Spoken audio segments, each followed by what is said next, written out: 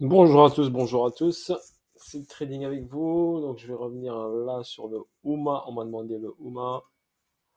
UMA face au dollar. J'ai pris le graphe de Coinbase où j'ai le plus de données. Euh, mais j'ai pas le plus bas historique. Donc, le plus bas historique, c'est à 0,30. Je l'ai trouvé sur CoinGecko. Donc, on va vite fait sur CoinGecko rapidement. CoinGecko UMA à 3,33. Donc, là, 3,33. On remarque bien ici, il est bien à 3,31 en dollars. Donc on vient ici sur CoinGecko, 3,33, on a le plus bas historique à 0,30 le 29 avril 2020, le 4 février à 41 dollars. Nombre de jetons, 107 millions, on a 66 millions qui sont en circulation, il n'y a rien qui a été brûlé, donc on est ici, donc on a 66% environ qui sont en circulation. Si on va sur le site, donc c'est un oracle, d'accord, conçu pour le Web3, fournit les données à des contrats intelligents en utilisant un jeu d'escalade vrai sauf contestation. On peut aller sur le site de umaproject.org. Les projets utilisés sur UMA, on les a ici, d'accord. Le plus important, Aragon, d'accord, celui que je connais. Bon, pareil, personnellement, c'est Aragon. Après, Polymarché. Après le reste, je ne connais pas trop. Donc, j'ai regardé un petit peu. J'ai pas vu de gros projets qui utilisent UMA, d'accord, comme Oracle. Il y a SushiBond, Success. Donc, sur le réseau Ethereum, sur le réseau Polygon, et principalement. Donc UMA, si on regarde bien ici sur le réseau, il est Ethereum, Avalanche et Sora. Énergie également, donc principalement Ethereum et Avalanche. Donc voilà pour votre information, 66% de la supply en circulation, capitalisation boursière 222 millions, d'accord. Est-ce que cet oracle est pour moi pas utilisé par des gros encore, donc après à développer. En ce qui concerne son analyse technique, donc son plus bas historique 0,30. On a eu ici un sommet ici, un ATH 31 août 2020, un retracement, ici un ATH, un UT, donc un BC, un UT, hop, une descente, un petit retest du niveau, et ensuite on est parti chercher vers le bas le saut ici, et on a fini pour moi la distribution. En plus, on a fait une hausse ici, et on a fait le LPSY, et on a continué à descendre. Donc là, techniquement, donc je le fais un peu rapide, hein, techniquement, je me mets en logarithmique pour voir un peu, il n'a pas fait du TAD. Il a cassé le saut par contre, donc la distribution est complètement validée. Elle est quand même propre. Donc on a fait un UT test, on n'a pas fait du TAD. On a cassé ici, ce qui est propre aussi. Donc on a fait ici le deuxième saut.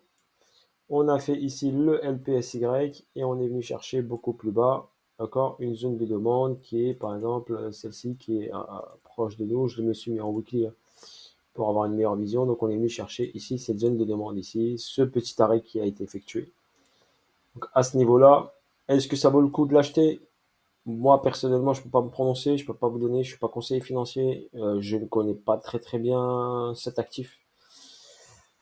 Pour moi, bon, il a fait une distrib, il est monté verticalement. Voilà ce que je peux donner mon opinion. Il est monté verticalement en deux étapes. Donc on a fait une vague 1, une vague 2, une vague 3. Je vois pas de 5, de vague 5. Donc c'est pour ça que j'ai pas d'historique en bas. Peut-être que c'était une vague 1, il y avait peut-être un sommet là, je ne sais pas. Qu'est-ce qui s'est passé juste avant? Donc 1, 2, 3, 4 et 5. Si je vais regarder sur CoinGecko rapidement, donc on va aller sur CoinGecko, je vais regarder juste le graphique en pam, pam, pam, pam, pam, en 24 heures. On va le regarder en tac tac tac en 14 jours. Est-ce que j'ai le non, j'ai pas le dernier en un an. On va regarder en max.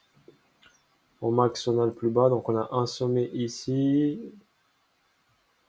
le 3, donc au mois de septembre. Est-ce que c'est celui-ci? Oui, ça doit être celui-ci. Ouais, c'est celui-ci le sommet. Donc on n'a pas de sommet avant, d'après le graphique ici. J'ai pas de sommet. J'ai hop un niveau, donc un tac, un top, un autre top. Une zone ici de latéralisation, une continuité de baisse et on est venu chercher en dessous. Ouais, donc ça se confirme. Donc le graphique est juste le plus bas historique qui est à 0,30. D'accord. Donc potentiellement, on peut peut-être descendre un peu plus bas. Donc après, je peux pas me prononcer, il vaut mieux attendre un petit peu. Pour l'instant, on n'a pas grand-chose. Donc là, ici, je trace ma continuité de tendance. Continuité de tendance ici. Donc ce plus bas, ce plus haut. Qu'est-ce que ça me donne quelque chose? Est-ce que ça me donne quelque chose? Est-ce que ça me donne quelque chose? Non, ça me donne pas quelque chose, non. Ça me donne pas automatique. On va le chercher peut-être sur ce niveau-là. Ce niveau-là, on va regarder ce que ça donne quelque chose. Donc sur ce niveau-là, le 1,618 il est là. Le 2,618 il serait où? Tac. J'y vais tac, donc j'ai pas le 2,618. Sur cette partie-là, donc si je regarde là et je...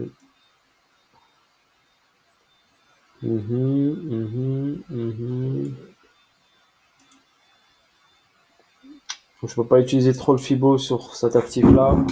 Donc le Fibo de retracement, je peux pas trop l'utiliser.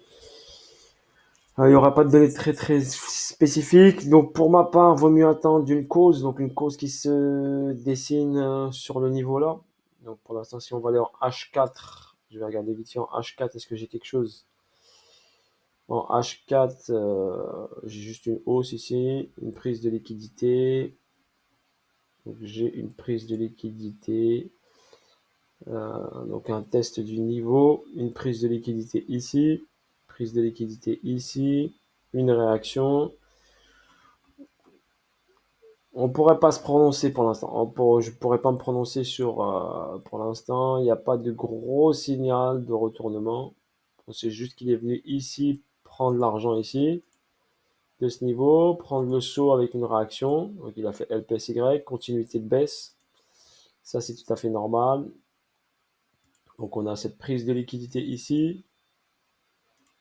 Donc on a fait une prise de liquidité de ce niveau. On a fait une prise de liquidité de ce niveau avec une réaction ici. On peut avoir une petite cause ici. Si on a une cause d'accumulation, ok, il faudrait voir ici une cause d'accumulation. Donc ça veut dire qu'on aurait un point bas, une hausse, un truc comme ça.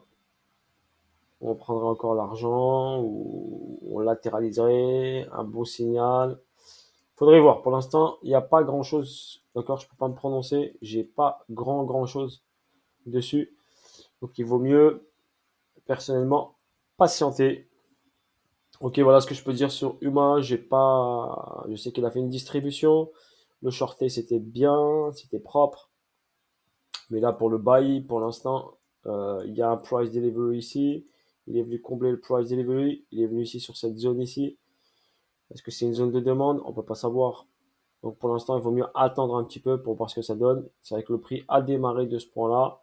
Donc possibilité qu'ici, qu'il fasse une petite accumulation ici, qu'on ait un petit signe haussier et qu'on pourrait buy Uma, voir s'il prend l'argent ici. Donc après, à voir. On peut pas se prononcer tout de suite. Pour l'instant, j'ai pas de signaux, j'ai rien du tout.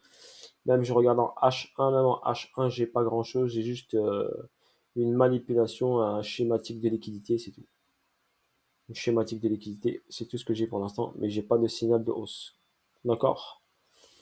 Voilà, sur ce, bisous à tous, bonne journée à tous, et je vous dis à bientôt pour de nouvelles vidéos et de nouvelles aventures. Si le trading était avec vous, et je vous ai présenté le Uma car on me l'avait demandé. Bis, ciao ciao.